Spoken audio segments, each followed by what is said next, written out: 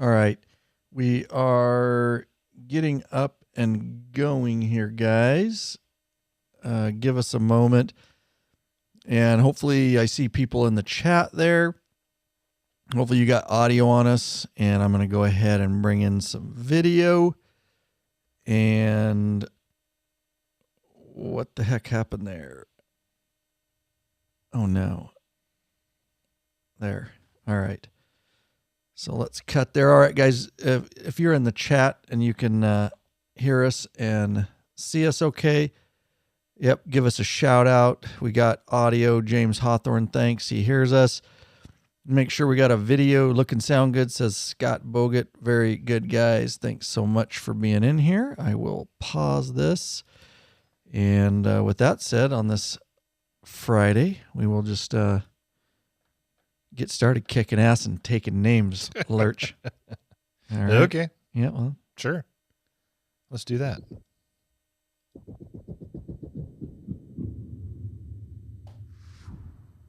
All right, so I want to start with a special, it's an announcement. It's also a concern. And I'm actually going to pull the community here, Lurch. Jesus. What did you come up with today? Nothing, dude. I'm sure it's at my expense, no matter what it is. Dude, since when have I ever Every other podcast that done anything? Every at your podcast that there's expense? not another guest on. I just want to pull in the private chat here, the patron member. It is a live video broadcast and chat for patron members only, mid-level and above. So the question is, and I just want a yes or no from y'all. Is it rude to go in, let's just, for the studio, for reference, let me, yeah, you can't, okay. Off to Lurch's, you're looking at him, his right shoulder is a door. It's shut because it's to the bathroom for aesthetics. Do you all think it's rude to go in said bathroom, tear it up? I mean, splatter, explode, whatever you're doing in there. You're exaggerating. Tear it up. Jesus. Well, hang on. So, and tear it up. And then the question is, if you did that and the rest of this is a studio and the bathroom's over there, do you think it's acceptable to just, leave the bathroom door wide open and let the stank? The fan was on. So we have an admission. Oh, yeah. So this is a true story. Sucking fresh air into the bathroom. Twice. Do you think it is customary to close the door with the fan on to get rid of some of the stank since it is a bathroom? Or should you leave the door open and let that bleed into the rest of the facility for everybody to smell and enjoy? So the question, and then you can do a yes or no. Should you close the door after you take a shit, or should you leave it wide open? So let me hear your, we have a little delay here, but, well, obviously, so it's not a yes or no. You can just say close it or leave it open. Clearly, Lurch is he's on his own page of music here. So close the door or leave it open. You can leave us some comments in the chat. We appreciate all you being here. The funny thing is, so there is an admission. Yeah, I just want to say. And the funny thing is, I walked back in here and went, "Oh my god!" Yeah, right. And that's his own brand. I know. And his own brand he couldn't handle. So Scott says to close the door and give a warning. Yeah. I should have walked out and said, hey, don't go in there for about 35, 45 minutes. Correct. That would be close it. Yes. Everybody, Gary Jackson, close it. Yes. Because here's the question, Lurch. I don't know what would, why you think, not once, because I called you on it last time. And then this was just earlier this week.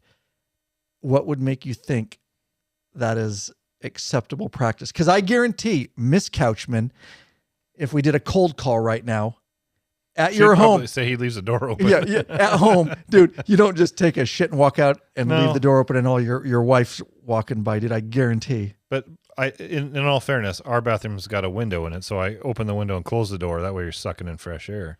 We don't have a opening window in here. But you have a fan, dude. It doesn't Yeah. matter. You keep the stank behind the closed door. Really? There is no justification for this, dude. You need fresh air to be pulled in there and blow it out. Nobody else is there. Nobody else wants to tell you you're wrong in here. Only Gary Jackson. So I appreciate it, Gary, stepping And up to the plate. Scott. Oh, did Scott too? Mm-hmm. Okay. Yeah, you're all right. Thank you, Scott and Gary. I appreciate it. So hopefully from here on out, we've had the conversation. Gary says at home, I don't close the door ever. If you really want to make your wife mad, that's the way to do it. Just stank the whole bedroom up, dude. The master bathroom, just leave it wide open so the whole bedroom stinks. Yeah, dude, that's funny. All right. Close it. James Hawthorne stepped up. All right. It's a majority. Lurch. You've been told. All right. I will try to commit that to memory, so maybe next time I will remember. And now I'm just going to probably leave it open. And all if you the time smell Lurch, you would understand what I'm saying. This is beyond the normal. I have a sensitive belly. So I don't know what you were saying about me at your expense. Yeah, I have no idea what I was talking about. Lurch is just like, why do I do this with him? I'm starting to wonder. It's a good thing you pay me. Yeah, no doubt, dude. No doubt. Oh, God. You want to ride longer? Are you sore of a tired and achy ass? Fix it with a high-quality butt buffer seat cushion. Head over to the Law Abiding Biker store. Check out our full line of butt buffer seat cushions. Just got back. I rode to Oregon last week for a police motorcycle conference. Oregon and back, Hillsboro. Better believe on my tractor seat. Had my butt buffer. Saved my ass. And then I just got back here a day ago. Went to Spokane, Washington, and back home. 3 hours both ways. And you better believe I had the butt buffer on my police bike. And of course, any of the other officers ask you about it? Oh, yeah. Yeah, good. Yeah. They did the old... what do you got there, old man? Yeah. Well, no, here's the deal. Yeah. My two youngest guys, so here's what happens, and they're a little bit younger, and everything's about, and I get it, I've been there, everything's about the cheapest, how much can I save? Oh, yeah. What's the cheapest piece of shit from China that I can get and will serve somewhat of a purpose without spending, so like heated gear. I get it, though. I get it. I'm just in a, you get older, you're supposed to get a little more settled, and so they had these cheap Amazon air bubble. Oh, those are horrible. Dude. And it comes with a little pump thing, and you pump it, and then you can let a little bit of air out. Yeah. I'm not saying it doesn't help. I'm saying it looked, and I felt it, and it was so thin. And maybe, I'm sure the one doesn't even have a bike off duty, so if he uses it twice and it was $9.99 on Amazon, then he's got his money worth, right? But it's not gel. It's not the hospital grade material for, but I'm sure it helps, but I couldn't believe I felt it just kind of like, those are not going to last very long. And that, if you took a cross country trip on that, you're probably going to end up halfway through the trip, not with that working anymore. Anyways, I get it. I'm not dogging them. We've all been there once. I tried the air seats. They just, in theory, it should work, right? It does seem, yeah. You pump it up, you sit on it, you let the air out till you're just off the seat. But the problem is I felt detached from the motorcycle. Yeah. You're just kind of floating on top of it, and I didn't seem to have as good a control with the butt buffer. You're planted. You're right on it. Yeah, you're just on the hospital grade. And you don't have to dick around with a pump and blowing up a seat, and it won't leak if punctured. Right. Yeah, it won't leak if that's the thing. Yeah. That's the first thing I looked at it. And it's fun to examine stuff like that just to see what's out there. Cause, and again, I am lightly teasing them, about that. And I get it. It was probably super cheap. Let's look up a couple of comments here. Gary Jackson says, last week did 1,100 mile ride to North Dakota and back on my butt buffer. Don't leave home without it. And, Graham just reminding me of blowing up the bathroom down in, 2 years ago down in Pasco. Thank you. And we had a jury trial on that. Yeah. Yep. He says, sounds like the 2022 patron meetup at the Law Abiding Biker store. Yeah, exactly. Yeah. I was falsely accused. Somebody else it was not. Plugged it up. You were convicted, and that's what O.J. Simpson said too. Probably taking it to the Supreme Court. Well, I haven't seen you appeal it. I think your appeal time is over, bro. Only because you make up the rules. Here's what they had. Yeah. So like something similar to this, like $30. I'll actually show you guys what I'm looking at on your screen there. It was something similar to this. And I don't know if this was the exact brand. There's some better ones than that. There's, Airhawk is the brand that I had used, and then there's Wild Ass is another one. Both of them are air seats. There's a bunch of these on Amazon, and everybody's just putting their own name on them. They're from Chinese, factory, and people just throw their names. Oh, this was more like it. Yeah, those are the cheap ones. This was the ones like they had. They got a name, Jemia. They just make up names. Yep. And then you'll find it down here called Hookah or something. Yeah. It was very similar to all these. They're all in the $30 price range, but they're these. Yeah. So I just wanted to show you guys what we're looking at there. All right. We got some, we got a great episode. We're going to talk tire talk, guys, and we're going to get in deep here in a little bit, but we do just want to mention the Law Abiding Biker store is flourishing because of you all. And we're doing a lot of videos. You've probably seen them over on Instagram. Follow us on Instagram.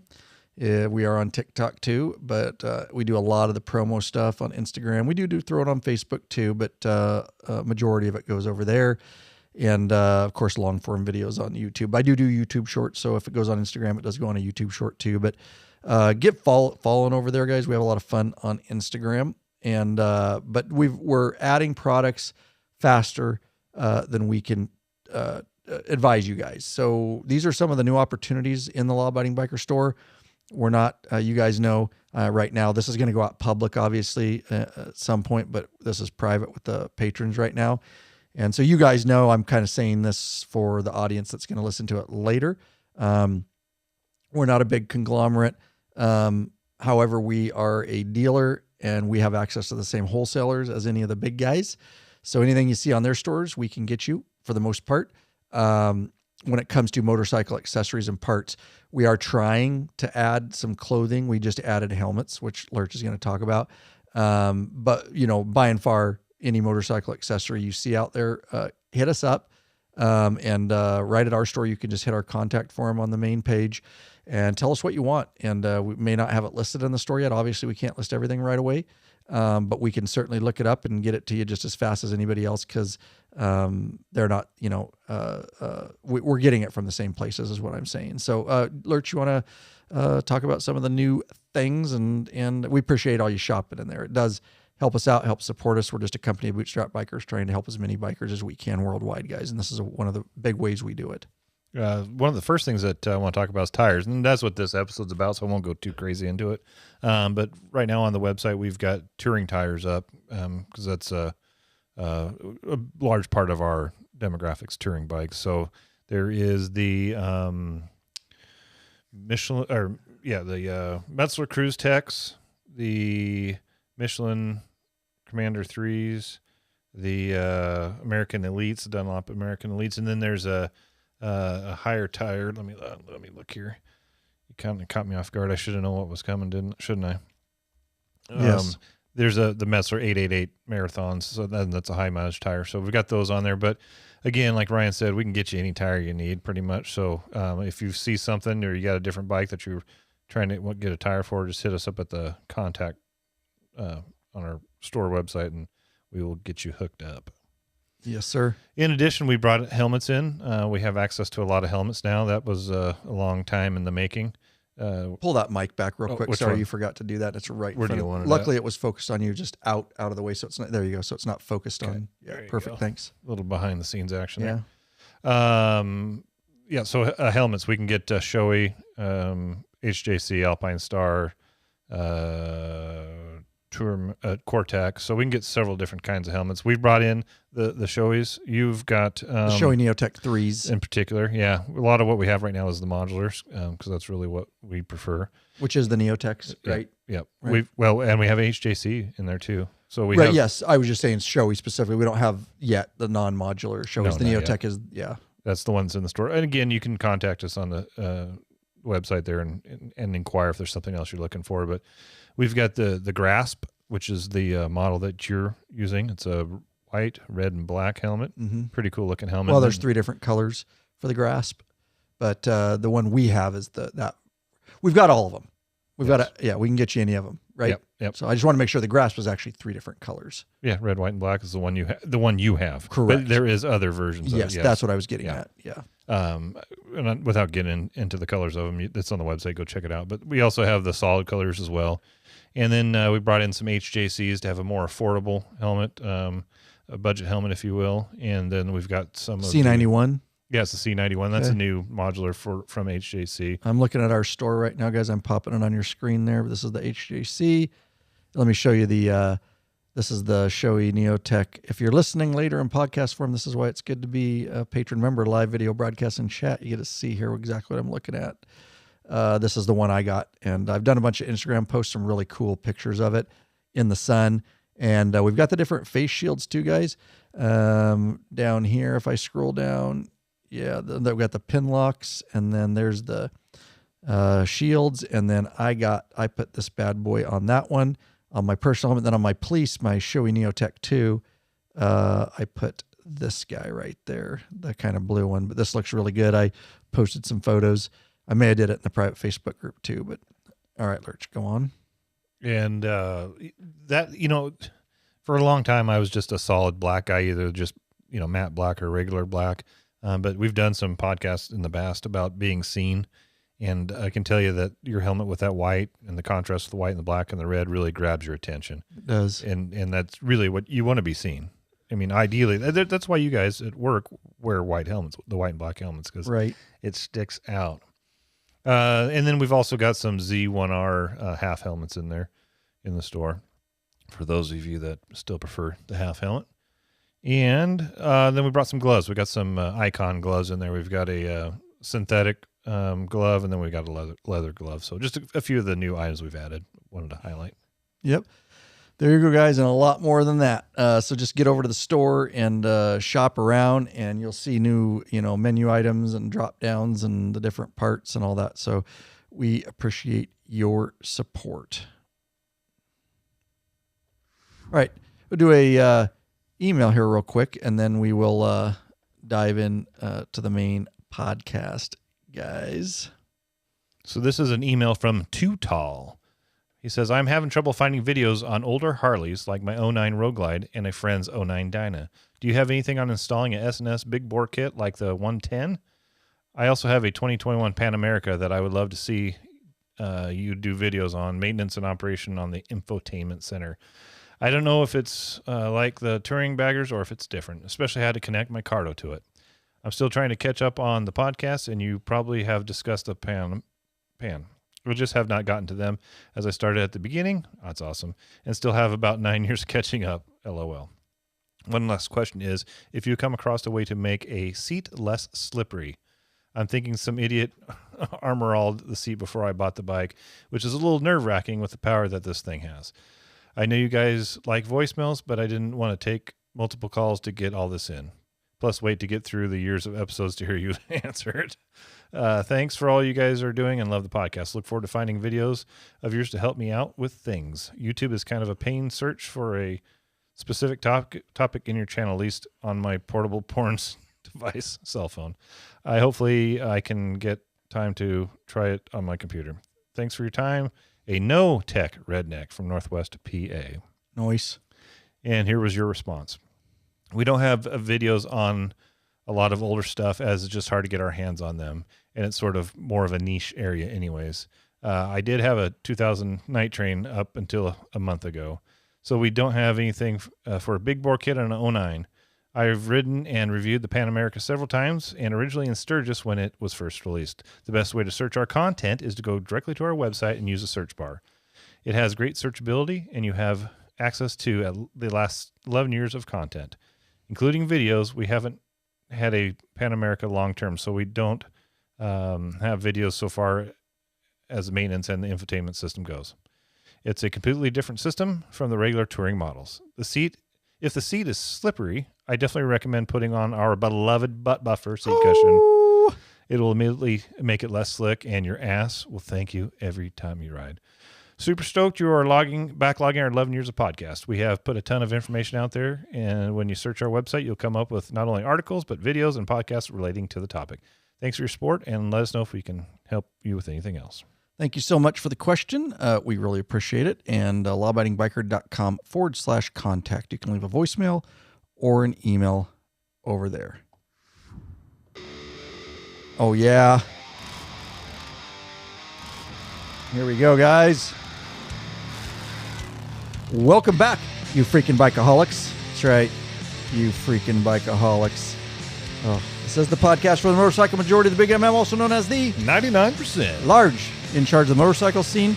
By being here, by listening, you're part of what we call the hashtag Biker Revolution. We have just one question. What are you waiting for, bikeaholics? Mount up and let us take you on another wild-ass ride. There you go. Ryan Urlacher here, your host of the Law Abiding Biker Podcast, and your high-tech redneck. There you go. All right. So, whoa, sassy. Lou's in here. Lou, the studio dog. He wants a mic. Hey. So, new free video, Lurch. Do you want to?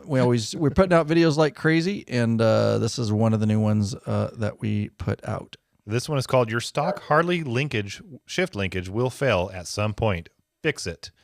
And you can find the link to that in the show notes. Those stock Harley shifter linkages are notorious for failing. They got a pressed ball and socket that wears out over time, and then it just falls off and leaves you stranded, but not the Kuryakin shifter linkages that we sell. They've got Heim joints. The one we've never had one fail, and we got tens of thousands of miles on them, and it's a affordable solution to a problem that you could have down the road. Don't wait until it's too late and you got to get the baling wire and the duct tape out. Fix it ahead of time. Yep. We've sold the bejesus out of those. Yes, we have. We've bought out our distributor twice now. We did, and they come and go. So they do. Get them in the store, because if you wait too long, it might not have it, or you might have to wait till it comes back in. We moved those things, guys. And you probably all seen the video, very popular video, got a ton of views. We've done them over the years.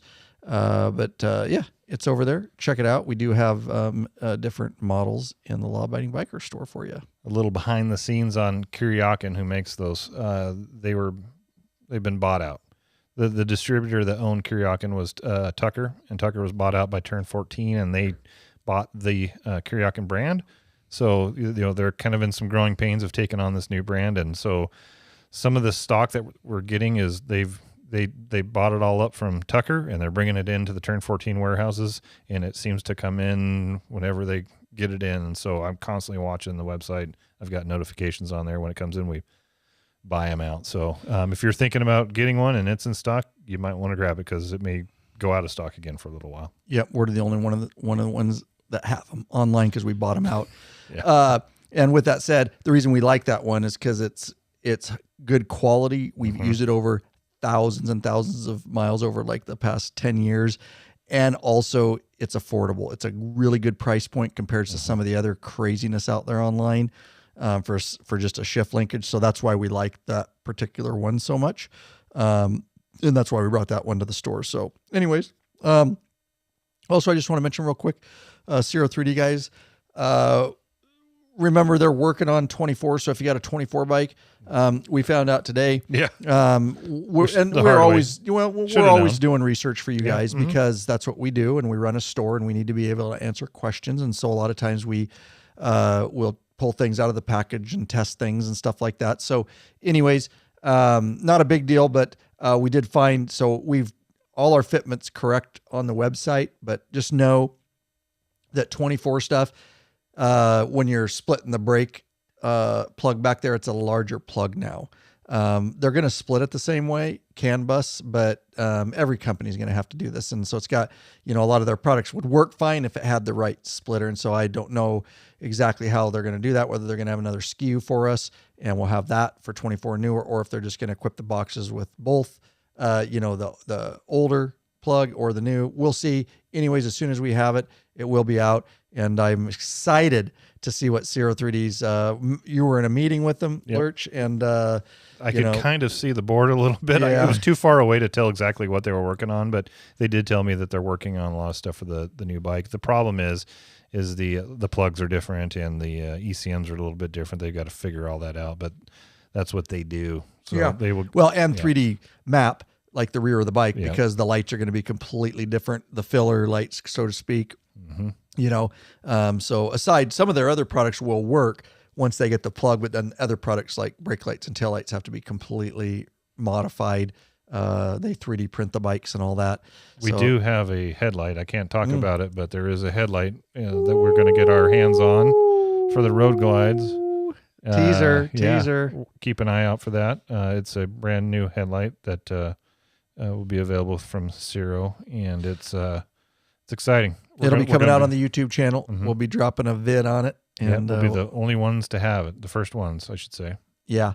And it's exciting. It's an exciting project that we're doing with them, and it will be coming up right before July or something. Yeah, it'll be about the middle of July. Middle to third week of July, the video will be out. Get subbed to the YouTube channel so you're notified, because there will be a limited amount of what we're talking about when at first launch, and it's going to take a while to. So, yeah, if you're subbed, you'll know right away, and you can snatch one up if that particular one works for you. So, yeah. All right, so we want to thank these folks real quick. We appreciate our sponsors up front, but these folks are also the reason that we're coming to you after 11 years now. I'd like to thank the following new patrons: Adam Marlin of Wilderville, Tennessee; John Corday of Charleston, South Carolina. He's a top tier patron; and David Swick of Williamsville, New York. LawabidingBiker.com/Patreon. Patreon. Pledge a certain amount per piece of content. No risk to you, because you could put a monthly cap so you stay within your budget. We totally get that. Many benefits, such as t-shirts and stickers. You get access to the private Facebook group, a troll-free zone, nothing but bikers helping and connecting with other bikers. You get access to live video broadcasts and chat like this, podcasts early, access to our premium videos up on requests for you top tier, and access to those ride, meetup, and events. We definitely appreciate you considering becoming a patron member. And not only our ride, meetup, and events, which are coming up in short order in Tennessee, we'll be heading out here shortly at the time of this podcast to do a huge patron meetup over there and do our East Coast ride. But also there's a lot of other rides that are organized within that private Facebook group. And again, bikers just connecting with bikers in there. So yeah, no better time to get hooked up in there. So we're going to dive into our main topic, which is all about tire talk, age, balancing, styles, etc.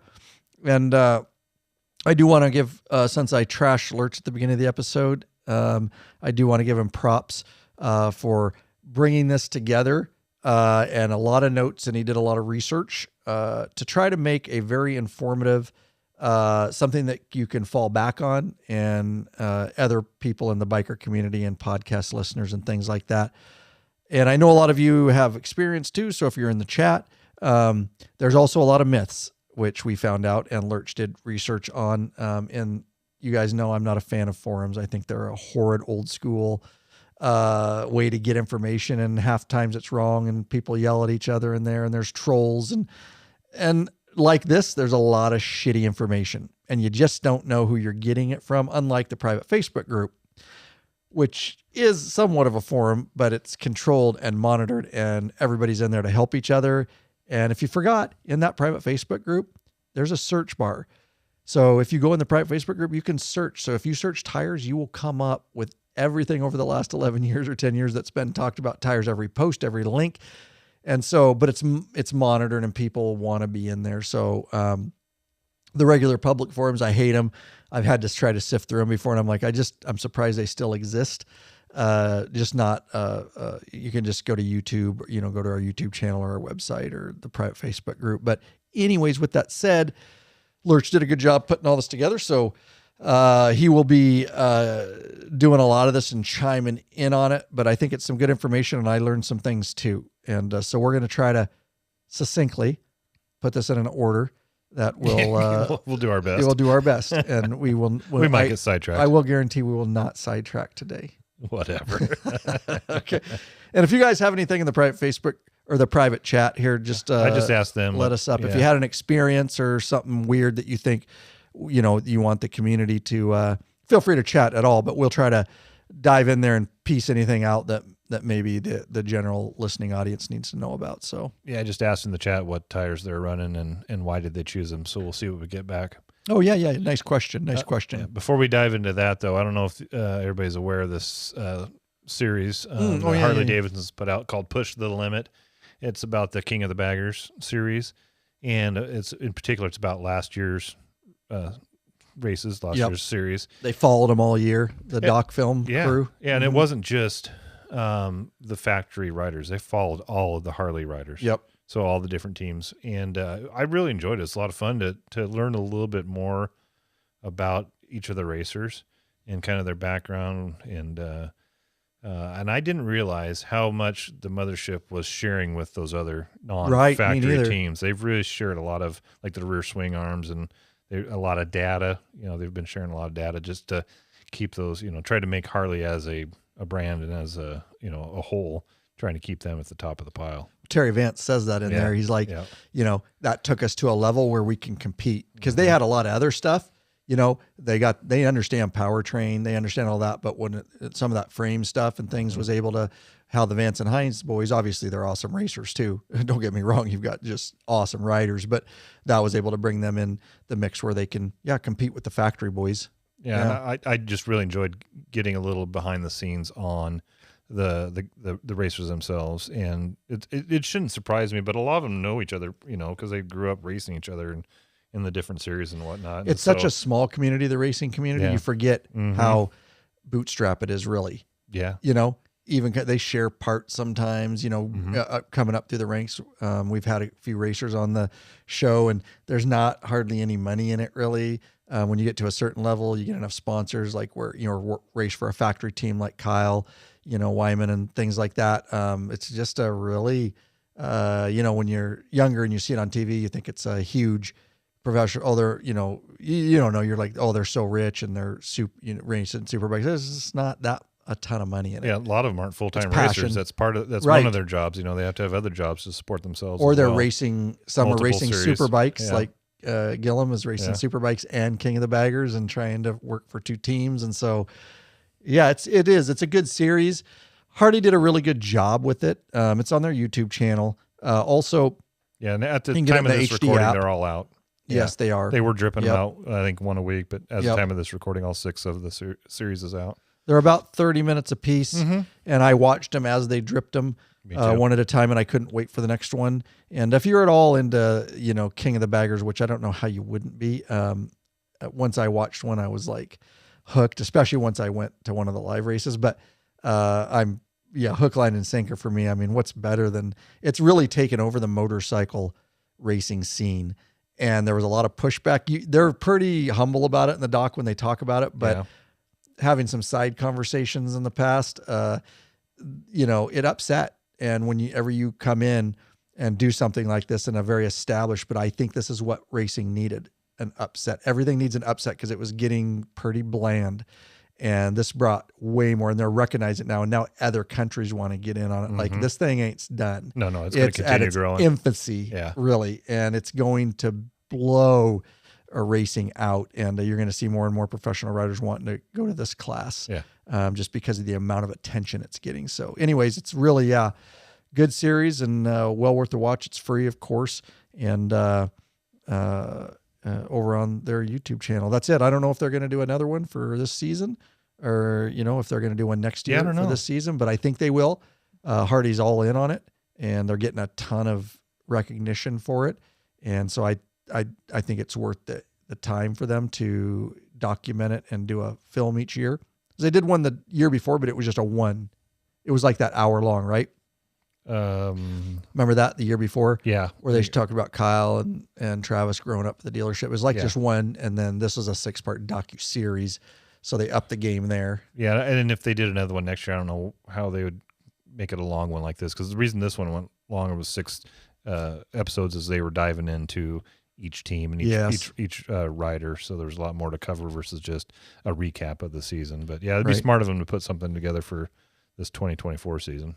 Yep, I will. And Lurch brought these up. I'm looking in the show notes. Producer extraordinaire brought up some season standings. So upsetter for sure. We knew when Troy Herfoss was coming in. First race I watched him, we both said we got like, holy shit, Indians got them a rider right there. And not that Tyler O'Hara is an amazing rider too. He's had kind of a tough season, but he's sitting in third.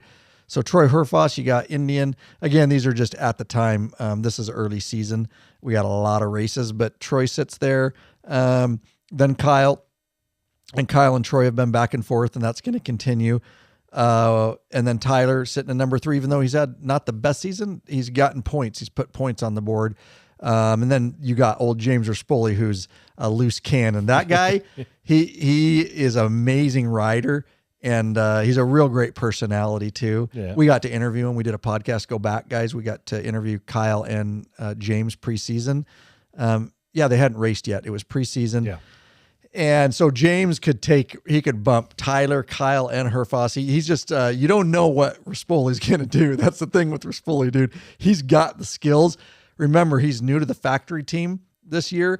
He came from Vance and Hines. And so obviously there's a learning curve there, working with the team, working with it, riding a new bike. He had years to dial the V&H bike in. Now they're trying to dial this one in. So watch out there. And then Hayden Gillum, of course, speaks for itself. Those are your top 5, and then everybody else falls in below. But those are your contenders, and we knew that, your top 5. And that's no surprise that they're up there at the top. No, not at all.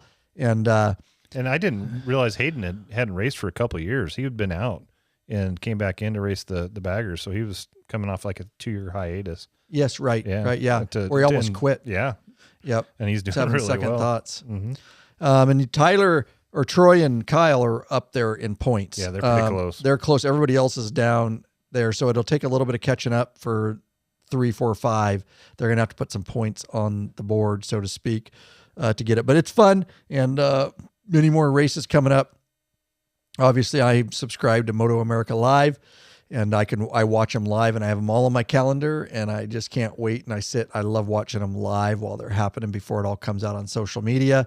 It's worth a subscription just for the season. Then you can dump it if you want, if you're not into the rest of the racing, but they do a good job over there on Moto America Live. And then if you're not into that, you can watch them. They do put them up on YouTube. I can't remember how quick, but they are putting all the races on their YouTube channel, but it's well after.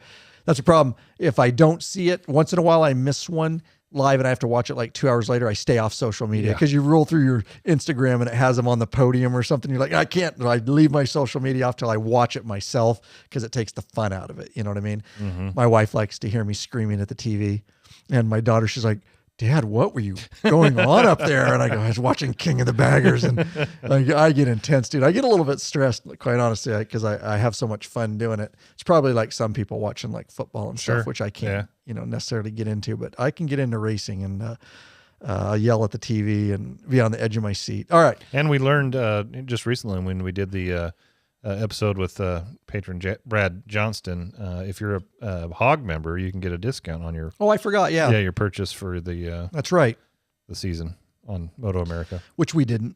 We forgot because I forgot I was a hog member because I just got it because I got a new bike. I was like, oh yeah, I guess I am technically speaking, but you can get a discount. Yeah, that was good.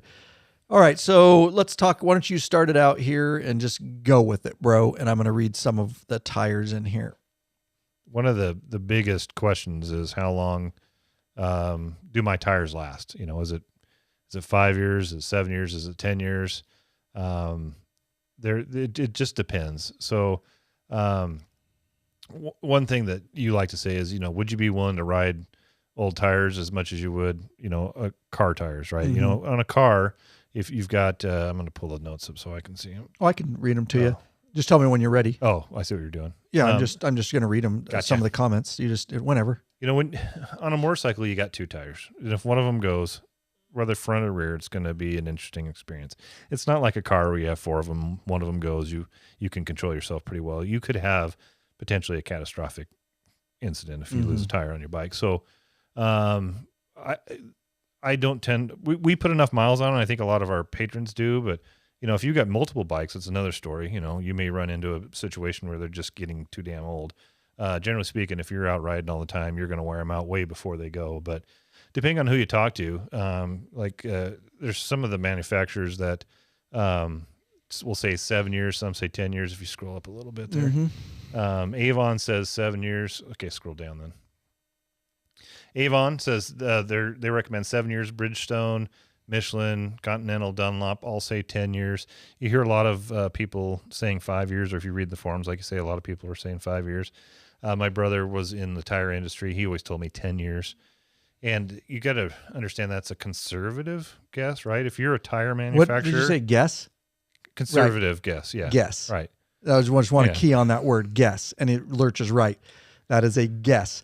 And because there's so many there's factors, nothing backed by science on that. There's so many factors that come into play. Which we'll we're talk about those yeah. factors. But if you're making a tire, especially a motorcycle tire, you're going to want to be conservative because you don't want your tires failing when somebody's riding it, right? Yep. Obviously. So your tires could be good for a lot longer than that. But like a lot of items that manufacturers put out, they put a service life on them for, CYA more than anything, right? Yep. But there are some things that could happen. The older tires they can start to harden. Let's get into that in a second. Okay. Let me follow up on this a little bit while we're there. So here's what I'll say. And I know I joke around a lot, guys. I'm a very serious guy. I try to be very serious about life in general. What I'm about to tell you is not only it is serious, but it's also funny if you think about it this way. And I've said this to Lurch, and I've said it to other people. I ride daily, obviously, on a police motorcycle in very extreme situations, at a lot of different speeds, high speeds, low speeds, you name it, trying to get through traffic, training in rain, in sun, and hot, cold. So what I'm saying is, Lurch and I talked about this lightly. We were laughing before the episode. There's a lot of things that you can spend your money on for your motorcycle. We know that. We love to accessorize. We love exhaust. We love all that stuff, right? A lot of that has nothing to do with safety. And so I have to laugh when I see the guy and I'm laughing inside, that you walk over to his $40,000 Harley and he's got every piece of chrome and accent and gadget on that, and you look down, he's got fucking Shinko tires. What? I can't, and I know that's funny. It's true. You're on a motorcycle. The one thing I tell people, you can skimp a lot of places. He probably could have saved for a month and bought the chrome later. You got to think safety first. I know we don't think about it, but when I say it like this, I hope it helps people think about it. Tires and brakes are the only two things on that motorcycle that are going to save your life. Helmet, we can get into gear. I'm talking about components. Those two things cannot fail, because if they fail, you might not get a second chance. You're not in a car. You alluded to it earlier. So I just want to grab those guys and go, you bought an expensive bike. The one thing you don't want to cheap out on is brake pads and tires. So I just urge the motorcycle community to spend a little bit extra on your tires and treat yourself well. Make sure you get quality brand name brake pads. Everything else you can skimp on, or you can get later, if you want to get that chrome or the exhaust, save an extra couple months, but I just can't believe it. And you will see it. You will see it. And I'll also see bikes with mismatched tires. You can probably get away with it for a while. Maybe not. And it's not great for handling. Again, I don't know why guys are just effing with their life when it comes to tires. So even on cars, you really shouldn't switch up tire compositions. But if one blows, you're probably going to be okay. Yeah. No, you're not supposed to as a rule. Yeah. But again, I've blown a tire in a car. It's really anticlimactic. Generally speaking, I just pull, if you know what you're doing, you just slowly brake and pull to the right. Semis do it all the time. Big old carcasses coming at you, and they pull off the road. So, you get what I'm saying. I just don't skimp. So this is an important conversation. If you are one of those that has skimped in the past, and you also want to get the most bang for your buck. And I get that. And there are options, and I'm seeing some of them here in the chat, and we will bring a lot of those up here in a bit, guys, as we dive further into this. But I just wanted to get that out in the open. This is an important conversation, even though we're having fun with it. Treat yourself well. You deserve it.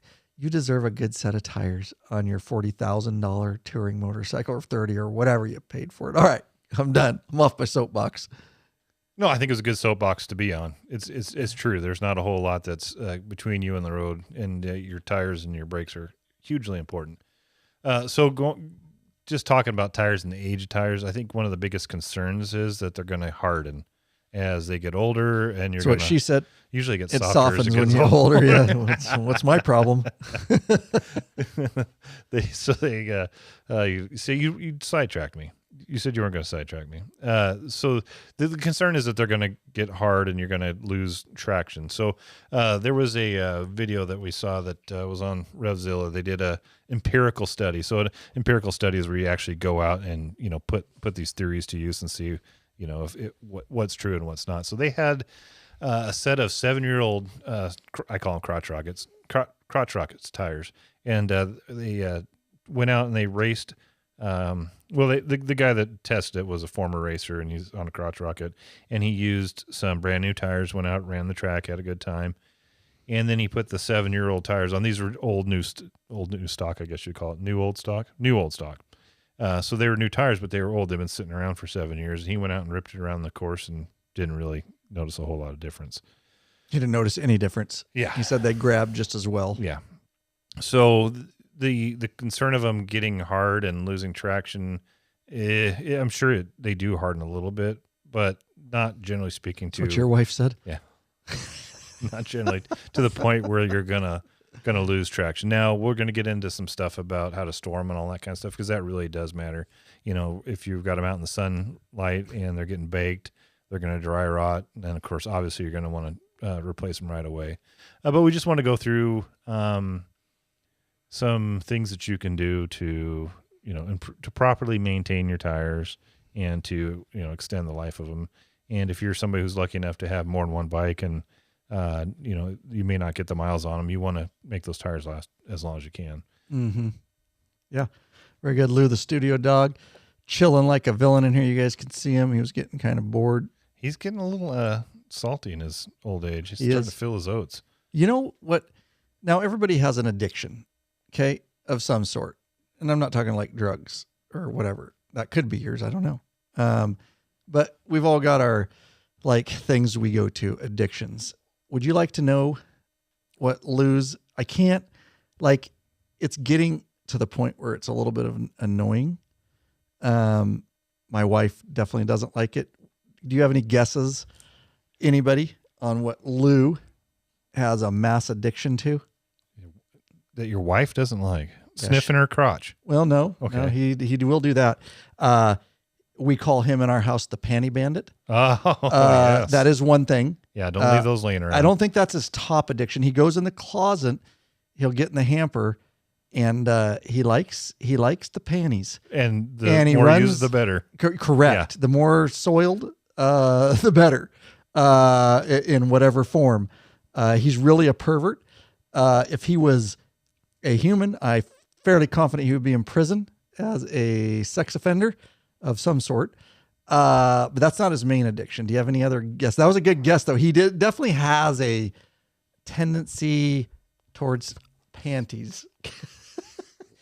He is my dog. I don't know if that's a little dog thing or a dog thing in general. I think it's a dog thing. Yeah, because they have sensitive noses. Yeah, and it's. Yeah. Ours would actually pull Angela's through the hamper. Okay. We had to change up the type of hamper we had. Okay. Yep. And she's a female dog, but she would pull them through the knot in the hamper and gnaw on them. You probably taught her how to do that.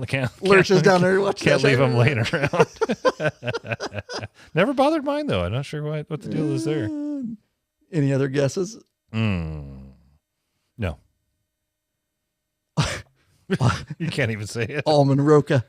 Oh no, Kitty Roca. Dude. Has he been eating cat shit? Oh, dude. He likes it when the fudge is fresh out of the chute. Oh my God. And my wife hates it when I talk like this because I tell her out. I go, he's in there, he's got some hot fudge. Dude, this dog, you don't even have to clean the kitty litter box half the time because this dog, and Then what do you find all over the hardwood floor? Pieces of kitty litter. Yeah. First thing in the morning, dude, you open to let the cats out of the pantry, dude. Guess who's in the almond roca? Right there. Oh, no.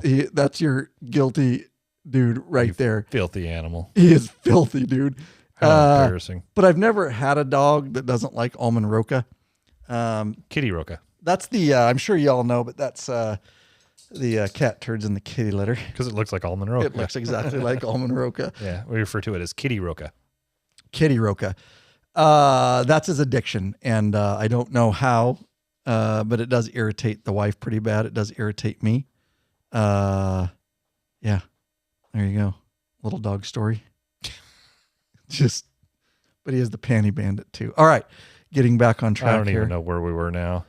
So this is what I was going to do. I want to talk about, we're talking about storage and, some of the things you can do. I have a 2016 Dyna Lowrider S original tires because it's like a third bike. We love riding it, but it only gets riding a little bit, especially still got the Indian Pursuit sitting in there. When are they going to come get that thing? I don't know. They don't talk about it right now. Huh. We're just keeping it. And we've got the Street Glide and the KLR and then my police bike. So if you're wondering why the original tires are on there, looking fine. They're the Scorchers. Yes. Michelin Scorchers. Michelin Scorchers. Perfect. I absolutely wouldn't hesitate to do 100 on that bike. Not that I ever have. On a closed course, maybe. Closed somewhere. But that would, I wouldn't even think twice about it. It's always been stored in the shop, fairly regulated, insulated. It's not out in extreme heat, not out in extreme cold. And we'll talk about some of those other things. What's that noise? Is that it must be a computer fan or something? I think it's your computer fan. Okay, yeah. It's booting up. So with that said, we will talk about some of this too, because I'm going to be testing some tires, and there's some good comments in here, Lurch. Yeah, I see and that. So with different people, and I'm going to make some people mad in there that bought tires. I'm going to tell you why you shouldn't have, and that they're dangerous. I'm teasing. I'm not going to do that. Actually, the guys are. Nobody's putting Shinkos in there yet. Not that maybe they're good. I don't know, dude. Oscar will run them. He loves Shinkos. Yeah, Shinkos. Yeah.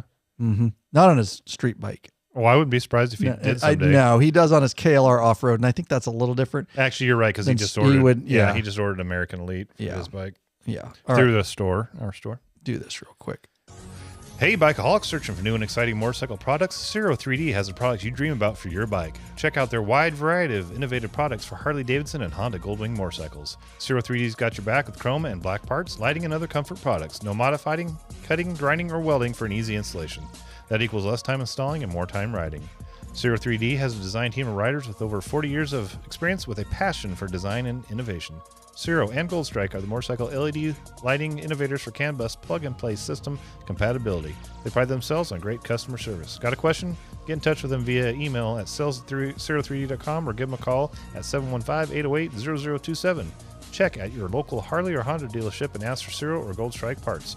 A new leader has emerged, so check out Zero 3D's custom line of Gold Strike products for the all-new Honda Goldwings. Better yet, help support us. Head on over to the Law Abiding Biker store and check out our full line of Zero 3D products. And you can also hit us up, guys. We can help you with answers, too. We have a lot of experience, but Zero obviously has their techs and stuff. But, Lurch knows a lot about it. Oscar, Lurch is kind of a big deal. He's in meetings now with Zero, telling them what they need to make. And what I was trying to sneak a peek on that board to see what they're working on. They are working on stuff for the new covert bikes. operations now. He was COO, now he's covert operations, just CO. Just a CO. CO. Got rid of one of my O's. Covert operations operator. So he's still COO. Oh, that's there what you it is. Yeah, that was slick, huh? Yeah. Oh. Yeah, I really look forward to what they're going to do with, especially on the rear of those new bikes. I think there's a lot of opportunity. On the back of those bikes. Oh, can't wait. Just the light strike technology, so I can control it with an app like I did on my 14 and all that. All right. So moving on from Zero, we love those guys, and we got a lot of projects going on with them this year. Let's talk about some of the things, guys. I personally, let's do this. Let's talk about storage, and then we'll get into the different tires. So I'll just run over this. You've got a list. I'm just going to go off the top of my head. Okay. So from what we learned. So Oh, one of the things we didn't mention, tires have a date stamp on them. And if you didn't know how that works, on the side of the tire, there'll be a square box. And I bitched at this to Lurch when he did the research. I go, God forbid they just put the frickin' date on it. Like, can't we just put like 5/24/24? No, we can't. We got to do it this way. So what they do is it'll be a 4-block number. And so it'll be like 5117.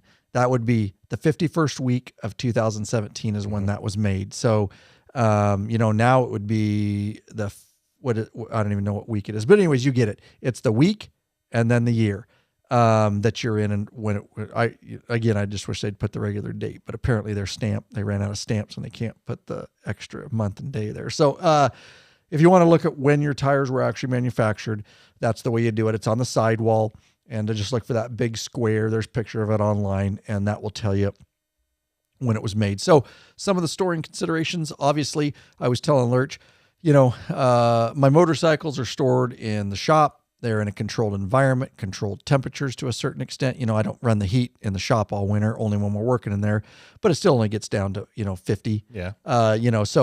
And in the summer, it's not going to get, above 70, 80 in here, even if I didn't run the AC, just 80 or something. So not extreme. They're not getting direct sunlight. They're not in front of a window. Those are the things that are going to degrade them. The extreme cold, the extreme heat, of course, direct UV rays is going to do that. And so I was telling Lurch, I have a trailer outside. Well, my boat's under a canopy thing with sidewalls, one of those big, huge tents you can buy and put up, portable garages or whatever you want to call it. And then, so my trailer, one of my utility trailers is parked out by it, but it's not protected at all. But what did I do? I ended up getting new tires for it at some point. And so I have big pieces of plywood that I cut out, and on the side that never is on the sun, I just put the plywood up over on them. Why did I do that? Because sun is going to rot those over time, and the sun just wreaks havoc on sidewalls on tires. If you've ever let them sit out, they'll start cracking and all that. So you got to protect them. A motorcycle is easy if you're storing outside. Get a cover. We don't sell covers yet. We're gonna have to look into some of those. Another thing to add to the store. If you need a cover, we can get them. We just don't have them in the store right now. But why don't we? Time. Yeah, that's it. We have access to so much right now, and it's just time. We're building it out, guys. It just takes time. But anyways, back to the cover. Pretty easy on a motorcycle to protect with a cover the entire bike and the tires. So definitely worth the investment because a cover is cheaper than tires, and you want to get maximum life out of those.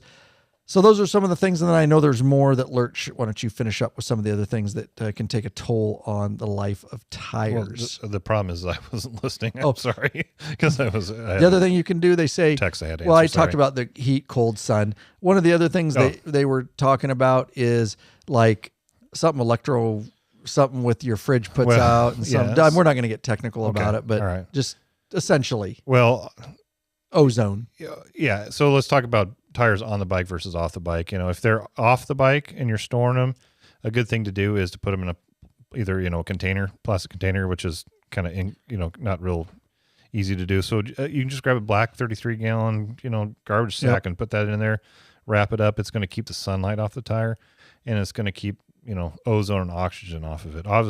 Obviously, oxygen will break down the molecules in the rubber and cause oxidization, and ozone is just a more potent version of oxygen, if you will. And things that create ozone are like large electric motors and stuff. So even like your beer fridge out there and your air compressor, all those are creating ozone.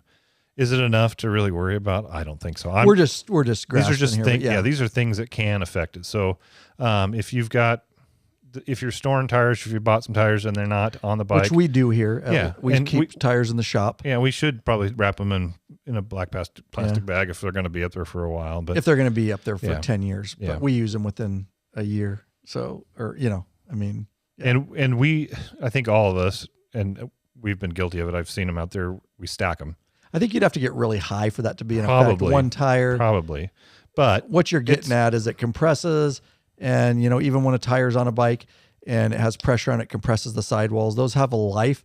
And what they're saying, this is getting really nitpicky, but if you stack 10 tires on top of each other, the bottom one and then the next one, right, they're going to get some compression and weight on them. It's what they refer to as mechanical stress. So they're saying just best practice, store them up, one at a time horizontally. Yeah, if you go to a tire store and look at their Right. tire racks, there's a reason those tire racks, or motorcycle store. Well, I think it's more about feasibility too. If you stack them to get to the bottom fucking tire, you got to unstack all the other ones. So it makes it really convenient to if they're all the same tire, it doesn't matter what the hell's on the okay, bottom or top. Okay. I'm just saying, Yeah. I think there's more reasons than Sure. stacking them to the ceiling. But yes, I agree. But yes, that's one of the reasons that they use those type of tire racks is then it's not putting stress on the sidewall. Yeah. You already talked about sunlight, heat. Yeah, if you can. Lurch is getting us a tire rack for the store, by the way. Yeah. Because we're going to have a lot of people are stopping by now when they're in town, and hit us up if you're going to do that. Lurch is in there most of the time right now, or Oscar, but we will have actual tires in stock. Yeah, if you're coming through from out of the area, please hit us up on the contact. Make sure I'm there. I don't want you to come all the way through and miss us. So, and if we can't be there, I'd like to let you know that we can't and let you know why. Because today we're working together, recording podcasts. Yep. Store's closed. Hopefully we'll have a full-time employee here in the near future, and that won't be an issue. Exactly. All right. So some of the other things, so don't stack them. You mentioned heat, and different climates are going to be different. So, if you live in a hot climate, it could deteriorate quicker than our nice climate up here, right? Mm-hmm. Mm-hmm. Anything else? I was trying to figure out what's going on behind me. I was just running his beard me. like always. So if you can't see Louie, he's back here doing what we call the beard time. It's beard 30. He's just rubbing his beard into the floor. He gets his beard all up and everything. It's got almond roca in it. No, I think that's the biggest thing is, if you're going to store them, keep them out of the sunlight. And if you put them in a trash bag, if you want, it might help them last a little bit longer. Yep. And if they're on your bike, check your damn tire pressure. Yeah. The biggest thing for tire life. Absolutely. I can't believe how many guys don't. You run it low, it's going to scallop. You're going to get scallops on those tires, and you're going to wear that thing out a lot quicker. So make sure you got the proper tire pressure in them. Check it weekly. Yep, for safety too. Yeah. And for performance, like when I'm, cornering hard, I want to know that my tires are at the proper pressure, so they're gripping right or where I want them. If you run them softer, they wear out quicker. We do that on our adventure bike sometimes. We'll run them lower, but we want the knobby tires and grab, but they wear quick. Let me tell you, when you do that kind of stuff, I think for most street riding, you just run them at the recommended pressures as far as that goes. So with that said, let's dive into different makes. And what we're about to talk about is stuff we have available in the Law Abiding Biker store that we brought first that's actually listed. Because these are some of your top touring Harley tires, right? Yes. And I know we're going to get some tires, Indian sizes in there. We haven't had time. So we started here. We will have other stuff added, but we can get them for you. So, on my police bike, where the most popular tire comes on your touring bikes is the OEM Harley Dunlop D407s, D408s. You all know about that tire. We run that on the police bikes. And let me tell you, that is an amazing tire. And I'm just going to throw that out there. Not that there's not other good tires, which we're going to talk about. And they perform awesome. And that's not common for stock tires in general, especially car tires. Yep. It seems like you burn them up really quick. Yep. In my experience, my stock tires. Well, I agree. They're not going to spend a ton of money on tires. No. They put something on there that's quiet and comfortable, but they tend to go away in like 30,000 miles. Like I burned up my set of tires on my Dodge truck and only got 30,000 miles out of them. Yeah, Gary Jackson and Graham Jenkins are talking in here. I have found the Dunlop tires to cup on the sides before the tread is worn out. I switched to Michelin Commanders 3s, but only have a few hundred miles on it, 99%. Of my riding is 2 up and proper pressure. Yeah. And especially if you're doing a lot of straight. We don't get that on the police bikes, but we're fucking cornering like crazy all the time and we're evenly wearing them. But I agree. If you're just doing a lot of straight and just more touring riding, I agree with that. Gary Jackson says, Jenkins, yes, I agree. All of mine have done that. When it gets close to the replacement time, they make a whine and slight vibration when going through curves. Yeah, you'll hear that whine, especially on smoother pavement. Yeah. We've all heard that whine. That is true. Yeah, I actually had pulled over because I thought I had a wheel bearing going out or something on a trip.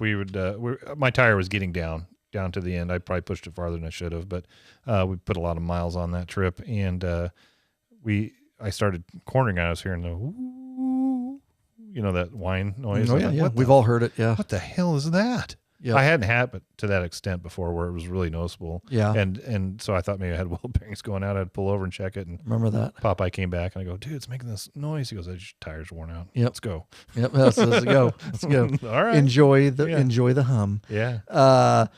But that is one thing.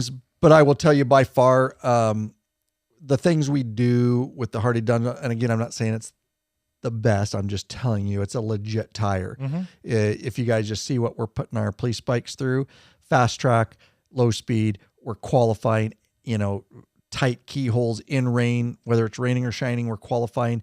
They're great in wet, really do good in the rain. I mean, we can pull full police motor courses in the rain without slipping out. And they're great. They're stickier tires. They're a softer tire. They definitely wear quicker than some we're going to talk about, but that's what you're going to get with a grippier, stickier tire. And you have to balance what type of riding you're doing. And we're going to dive in a little bit more as I compare. I have tried some of these tires, and I've got another one that hopefully we'll have on before the trip so I can really give it a tire. It's a replacement for the OEM, for the Dunlop. It's like it's a performance bagger tire. Performance bagger tire, and it's supposed to be a direct replacement. But I'll break down, and I have tried the Michelin Commanders, and I'll talk about the pros and cons of those, and the pros and cons of everything here. But we need to do this real quick, like. Ride longer and treat your ass with some respect already. Get hooked up with a premium butt buffer seat cushion. This company of bikers developed a super thin, fucking idiot, hospital grade seat cushion made of solid and elastic materials. And it's unlike gel pads that'll leak if punctured. Oh, my ass is leaking. The butt buffer is designed not to slide around your seat, fits all motorcycles, installs in seconds, easily cleans up, and helps dampen those vibrations. With plenty of miles to choose from, they assure you'll have a comfortable ass when riding. Head on over to Law Abiding Bike Store and check out our full line of butt buffer seat products. There you go, guys. All right, so Lurch, you want to talk about this, the direct replacement for, if you're not going to get the Harley Dunlop, then this would be, something you get from our store. And the reason government, obviously the police too, we have access to those, and they like to use a lot of the OEM stuff. So I would have no problem switching at this point. From what I know about them, I haven't ridden them, but I'm going to ride them. And these are the ones we're going to test as a direct replacement. And I'll tell you, based on real above just touring, I'm going to take them through courses, and I'm going to test them in rain, and I'm going to do all the things so at some point I'll come back to this podcast and a YouTube, and I'll give a YouTube channel. Are they exactly the same? Are they a little bit different kind of deal? But from everything we can learn, they're almost identical. Yeah, I guess. They're similar. Okay. They're all direct replacements technically, but I'm not talking about similar performance. Yeah, performance and all that. Yeah, yes. So it's a Metzler Cruise Tech is what you're referring to, and it's a performance bagger tire. It is sticky. It's got a lot of tread all the way out to the edges for cornering. Leaning it over. So we're looking forward to test those. We've heard a lot of good things about them. From what we hear, they're very similar to the Dunlop OEM tires. And so on those real quick, me personally, guys, again, so let's just get this out of the way. You've got to decide mostly what type of riding you're doing. Absolutely. And what you want and what your pocketbook tells you, within reason. And so what I'm trying to say is, I don't care that my Dunlops, or in this case, my Metzler Cruise Techs, wear, and I get 1,500 miles less than you with whatever tire you have, which we're going to talk about. Some do, you get more miles out of typically. The reason I don't care, it's only 1,500 miles. I personally, I want a soft tire. I want the stickiest tire. Again, it's just the way I ride. And yes, I do a lot of cruising too, but in between our East Coast ride, there's going to be some badass twisties, and I want to take it where I like to take it on that. And so I don't give two shits if a guy gets 1,500 or 1,000 more miles on your tire than me. Yay. And I'm glad for you. And again, that's fine. So when I'm talking about this, I'm not talking about it from necessarily me for the money standpoint or what you save getting an extra 1,000 miles out of your tires before you have to buy a new set. I've always just, the way I ride, I'm like, I want the stickiest, I want the softest, I want the grippiest. So that's why I gravitate towards these. That's not right for everybody, and probably most riders out there. It's fine. A lot of these other ones, because they are harder. The harder the tire, you mentioned it, the more miles you're going to get, the less grippy and sticky they're going to be. So just as we discussed this, just know that I'm not talking bad about any of these, but just note there are pros and cons to all these. The Metzeler Cruise Tech, con, wears faster. Pro, sticky, soft, going to be grabby, never going to have to worry about that tire.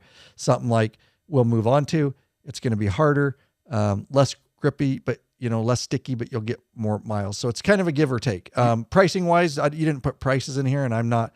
Are these all? They're all similar. All price. Very similar. So we'll just get that out of the way. So yeah, move on. Give or take a little bit. So the Cruise Tech you're going to get about the same amount of mileage you would out of those Dunlop OE tires. It is a new tire for Metzeler. It's their newest tire, and it's what they say is it's got an aggressive tread pattern set in dual compound rubber.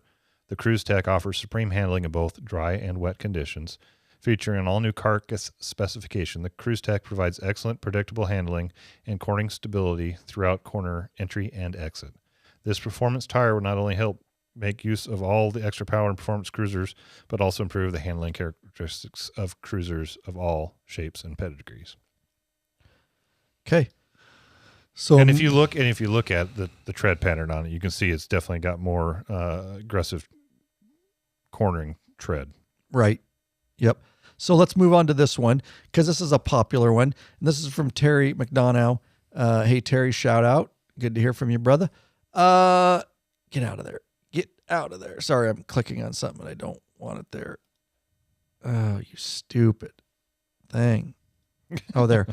So he says, I'm trying the Commander 3s this season. So far, I really like them. So very popular tire.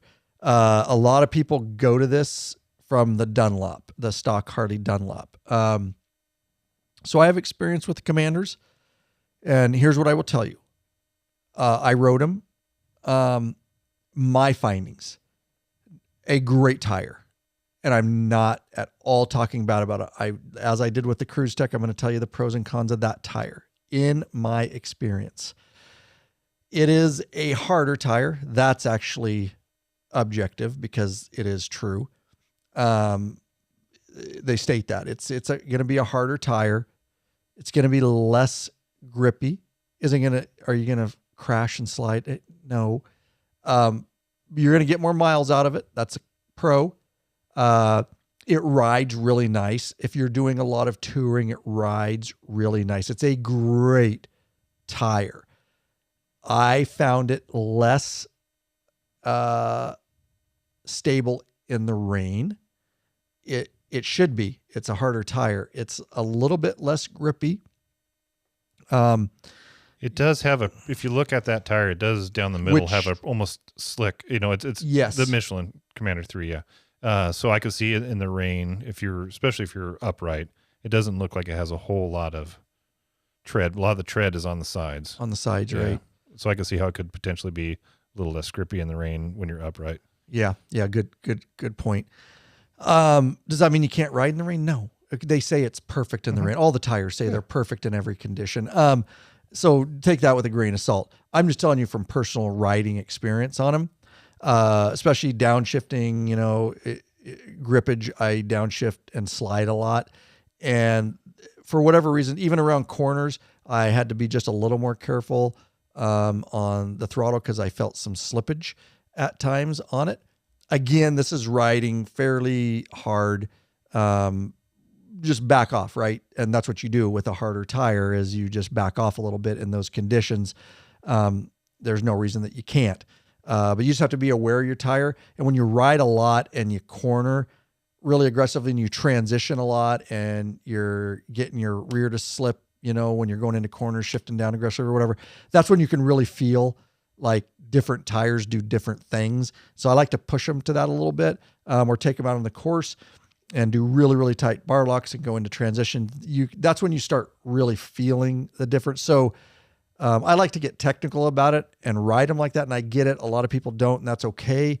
So that's what I go back to. 95% of riders, could go from a Dunlop or a Michelin Commander and then go to the Metzler, and they probably personally wouldn't notice a difference. They would just notice that the Metzler will wear quicker. Just because it's a softer tire. So take with what I'm saying. You're not quite your average rider. And that's why I want to say I don't want anybody to go, oh my God, I got a Michelin Commander and I shouldn't, no. I think most people these are all great options and tires, and you would be happy and you probably wouldn't notice a bit of difference riding down the road. So yeah. What else? Did I miss anything on that, Lurch? No, not at all. Okay. Another real popular one is the American Elite. Okay. Oscar just ordered some American Elites for his bike. That's another one that's a high mileage tire, so it's kind of a harder tire. I would say even harder than the what were we just talking about, the Commanders? The Commanders, yeah. I would say it's a harder tire than the Commanders. And he's an aggressive rider, and he likes those. So here's the thing about tires. We'll give you our opinion, but opinions are like assholes. Everybody's got one; they all stink. So take. And Ryan, I'm glad you went through that to explain. That you may not ride the same way that other people ride, so you need to pick the tire that's best for you. Yep. Let's see the American Elite. Yeah, so it's definitely got a harder section in the middle. A lot of these are dual.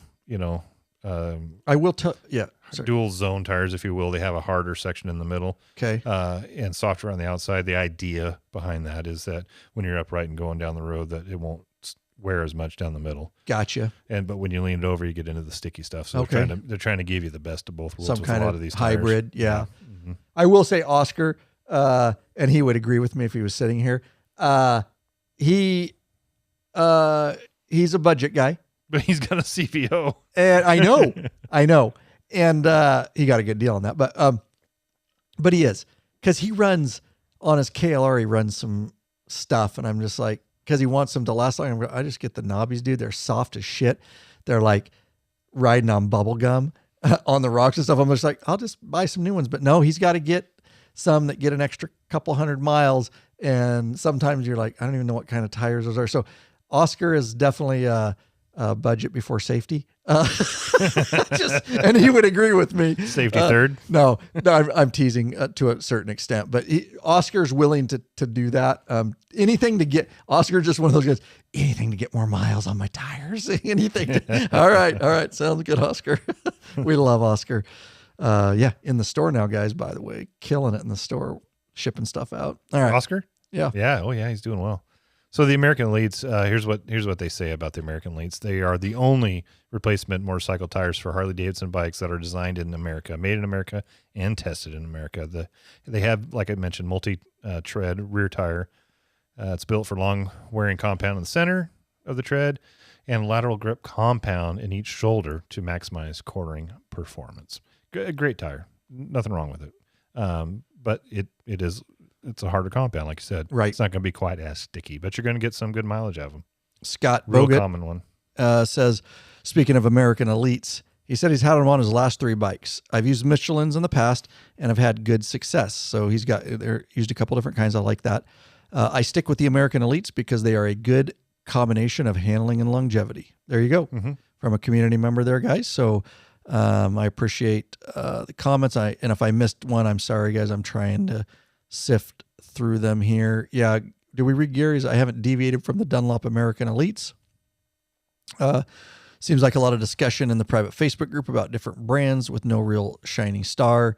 The biggest reason is the compound. So there you go. Hard in the middle. So you get lots of lots of life out of it, but still corners well. And that was the Dunlop. That is the American Elite. The American Elite. Yeah. I haven't ridden those, so I can't, I don't like to talk about it a lot if I haven't ridden it, but I've heard good things about it, and I'll be curious to see. And thanks for that feedback, Gary. So there you go, another community member giving you guys feedback that's experienced it. And Oscar's on a set. We'll have to get, after I test my Metzlers, Cruise Techs, we'll have to get Oscar in here too and do a follow up on how he's liking those and how I'm liking the Cruise Techs. I have to say, as a whole, just from what I've seen people purchasing and just talking to folks, the American Elite is a really popular tire. Yeah, it is. Real popular replacement tire. Yeah. And there you go. You heard it from a community member. So they're running it. And so, yeah, awesome. And let's see. Yeah, American Elites. Yep. Scott was running that. And yeah, okay, that is the Dunlop. Yep, American Elite. So yeah, a lot of conversation about the American Elites. So there you go. We got we'll have to get a hold of Terry.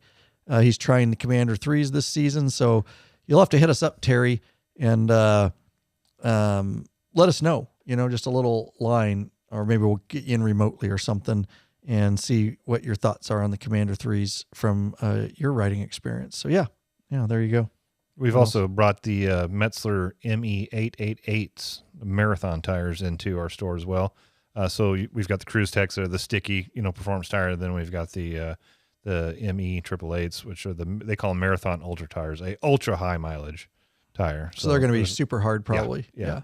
They're all about hitting I-84 and heading east and going. Yeah. Yeah, they say that, let's see, developed in Germany for roads of America. Okay. Designed for custom touring bikes. Designed for roads in America? That's great, because we hope they work on the roads in America. It says the ME888 Marathon Ultra tires were developed in Germany for the roads of America. Made for touring bikes, outstanding high and low speed stability. Redesigned parabolic grooves for better water drainage. Okay. And a deeper tread pattern for vastly increased tire life. So there's just another option if you're looking for something high mileage or laying down the miles, maybe not necessarily carving the canyons, and you want some miles on those tires. There's another option for you. Again, we also carry that in the store. And then there's some other touring tires. There's the Avon Cobras, the Shinko 777. So there are cheaper tires out there if you're budget conscious. But as Ryan alluded to earlier, if you could just maybe save you a little bit longer and get better tires, you're going to appreciate it in the long run. Yep. So lots of tires, lots of stuff in the store for you guys, and all the the main players here, guys, that you can get other places online, or you can get them directly from us. We've got them and we appreciate it. And hopefully, I'll be testing these on the trip. If not, right after. We're hoping to get them in time. We kind of got behind the 8 ball on it, but hopefully we can get them on. We'll see. If not, I'll be testing them either way at some point. What else do you want to talk about as far as tires? Let's talk about the dark side. Okay, let's talk about the dark side, because somebody brought it up in there, right? Yeah, Jake Moritz brought it up. Yeah, brought it up about, and we had it in the show notes here, so let's talk about that, and then we're kind of going to take it out. We do, just real quick, guys, you don't have to pay a dealer to change your tires.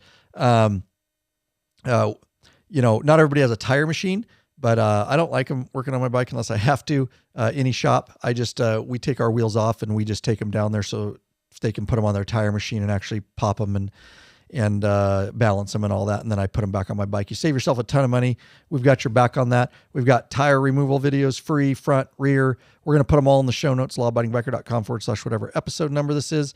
Or you can just go over and to the website and search, or the YouTube channel, tire front wheel removal, rear wheel. We've done years and years of it. Tire mounting. We actually did that one. You can do it yourself. If you get a rig, maybe not, one of the high tech ones, but more of a manual one, it can be done. This one hooked up to a hitch, if I remember. And we did change a rear tire. You can balance it yourself. We do have a wheel bearing video coming soon. 2 of them. We're just waiting for a particular reason, and it's coming. We're just waiting on a couple things to fall in alignment before we release those. Super detailed front and wheel bearing removals, and so we've got all the videos covering you to get your wheels off and get them down at least to that, or give it a shot yourself. So the dark side, which is referring to using a car tire in the rear, what you got on this, Lurch? Well, I'll just say here's what Jake says. He says, has anyone in here gone to the dark side for their rear? My buddy did on his road glide and claims no difference in handling. I can't imagine that. Can you? Well, and I don't have all the information, and I appreciate Jake just throwing it out there. because it's a big discussion. And you get a lot of mileage out of it, right? I don't know what kind of riding he was doing. Right. Is what I'm lacking. Right. I will just say this. I haven't done it. So I've read on it. And mostly what you'll find is, I think, here's the deal. Racers don't use those. There's a reason for that. I don't put motorcycle tires on my truck. Right. And can you do it? Yes. Would it work for a lot of people? Yes. I think it depends, on if you're just touring. But trust me, if their car tires were better for motorcycles, you would see them out on tracks and King of the Baggers. And you don't see stunt riders using them. You don't see anybody who's pushing. Can you do it? And will you get a lot of life? Yes. I've heard of guys touring cross country on them. Yes, you can.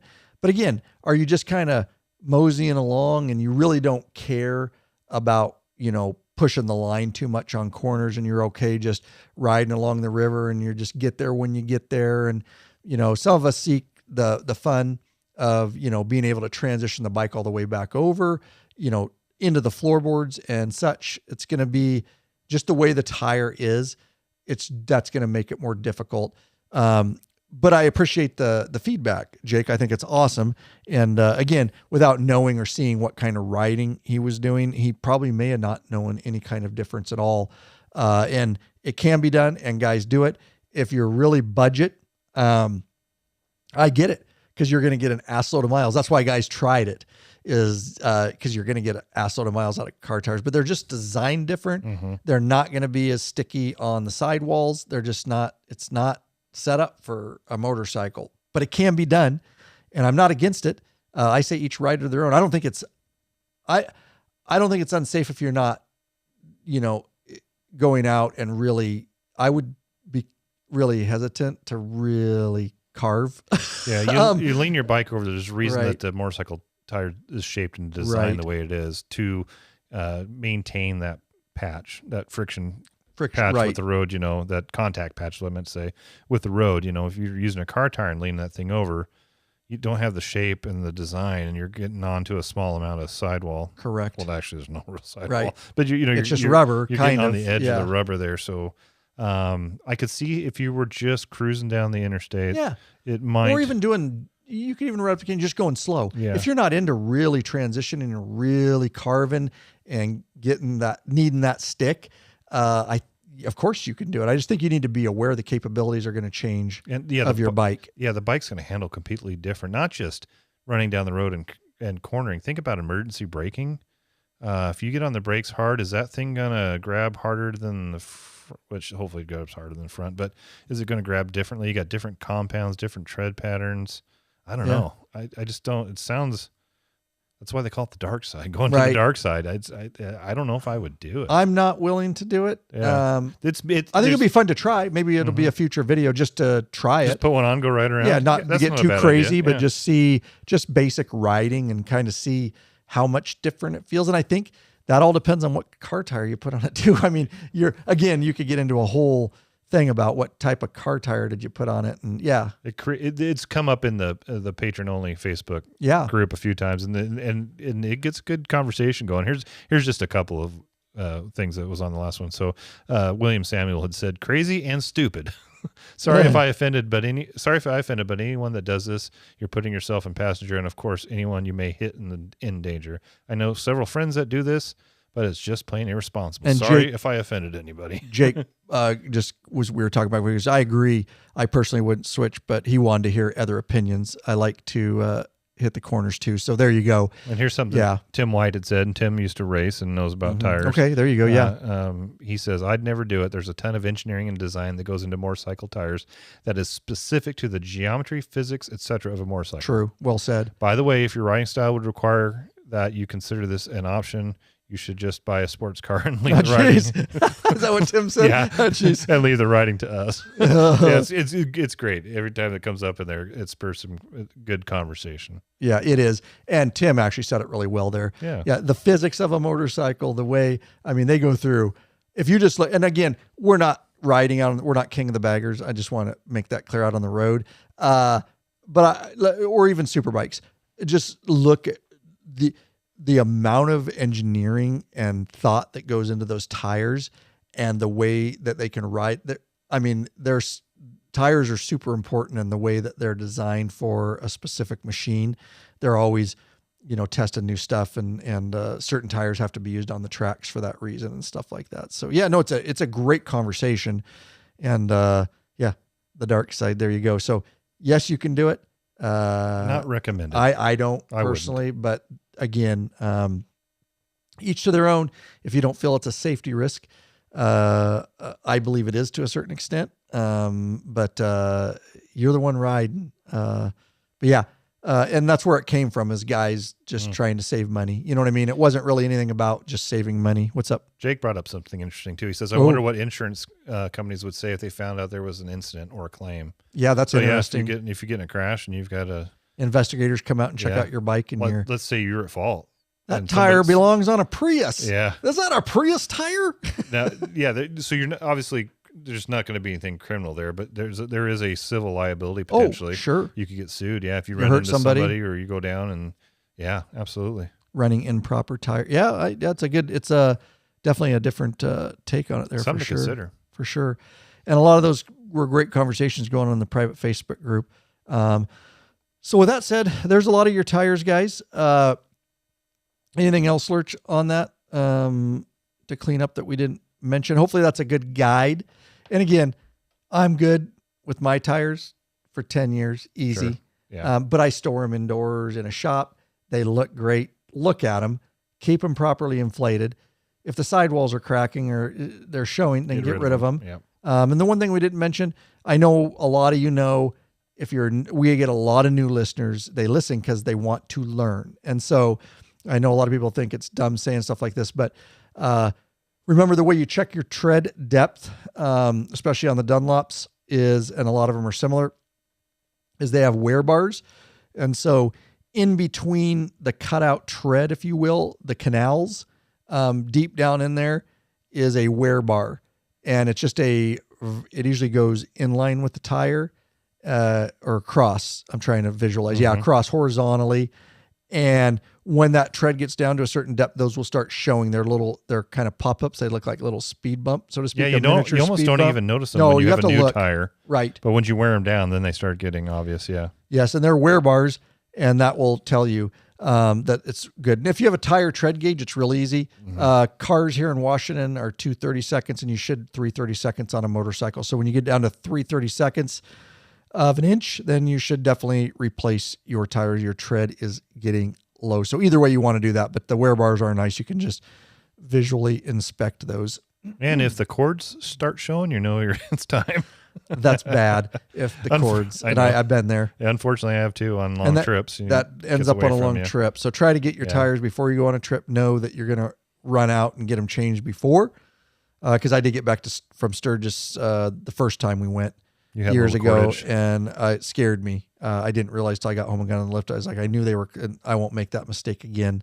That can cost you right there. I've made dumb mistakes like that. So learn from my stupidity on that. Don't get down that far. All right. We appreciate everybody being here. And, excuse me. Got a frog in your throat. We want to thank some of our recent donations. And these were either flat donations and or folks purchasing in the Law Abiding Biker Store and leaving us a tip, which is amazing. I will just say amazing, guys. We'd like to thank Daniel Kent of Surprise, Arizona, Gregory Triplett of Willowick, Ohio, Larry Connolly of Richmond, Kentucky, Michael McLeod of LaPlace, Louisiana, Clark Donnelly of Wilmington, Delaware, and Moises Zavala of Brookfield, Illinois. lawabidingbiker.com/donate. Or the homepage, there's a donate button. You can just leave a flat donation if that's the only way you want to support us. We really want you to become a patron member. Of course, we want to get to know you, want to get you in the private Facebook group, get you the benefits. But hey, we never balk at a flat donation. So thank you for all. We love the tips, guys. It's just amazing. I don't even know every time I don't even know how to respond to that. It's just it's humbling. And so thank you for all of that, guys. Really, really appreciate that, guys. Don't forget, a lot of stuff, obviously, we talked up front as we take it out here, coming in the Law Abiding Biker Store. We do have Guardian bells in there. Everybody knows. And we got the original Guardian bells in there, not some knockoff. They were the original That's why they're called the Guardian bells. And a lot of different models to choose from. You got to get those new riders or somebody who's sold a bike or doesn't have one. Get that Guardian bell on there, guys. We've got those for you. Like Lurt said, we've got gloves going on in there. We've got, just a plethora of stuff. I can't remember. We're adding it so fast. But I'm loving my Shoei Neotech 3. Amazing. That video is going to drop here in the next couple days. My review video. You'll see a lot of other online reviews. They didn't do a lot of research or spent time with the Neotech 3, and they'll say there's not that many changes. I think there's some significant changes that are well worth noting that were really glossed over, even by some of the bigger stores. I was like, that's not true exactly. You could tell they just kind of pulled it out of a box and needed to do a review on it. I actually compared it. I've been running the Neotech for years. Before that, the Neotech 1. This actually has some pretty cool shit that they changed. And so that will be dropping on the YouTube channel. Of course, that helmet is available right now in the law-abiding biker store. No, it is not the cheapest, but it is like a slipper for your head by far. If you're medium, intermediate, oval, that helmet, it's unbelievable. It's awesome. Wear it daily. So, a lot of stuff going on, guys, and the trip coming up. Real short order. We're getting excited, getting our bikes all dialed in. And I'm ready to do my first oil change, my break-in, 1,000 miles on my 24. And I got to get that done before we leave. I want to get enough miles on it to get that break-in service. We'll be doing that right here in the Law Abiding Biker Shop. Of course, we got AMSOIL in the store. We're bringing oil change service kits for you guys. You name it, we're going to have it for you. Don't pay a dealership. We've got our awesome tutorial videos on both the Twin Cam and the Milwaukee 8 over at lawabidingbiker.com/buy videos. Those are our awesome service videos, guys. But it's been fun. We appreciate y'all being here, and we will take it out. Yeah. And thank you, everybody, for being live. And I appreciate the chat. And remember, if you didn't catch it live, guys, it's okay. It's already in the back right now. It's already in the back end of your Patreon account, so you can rewatch it. And so if you're like, darn, I just couldn't make it, you still have access to the live video or the video broadcast. It'll be recorded, but it's in the back end of your Patreon accounts there, guys.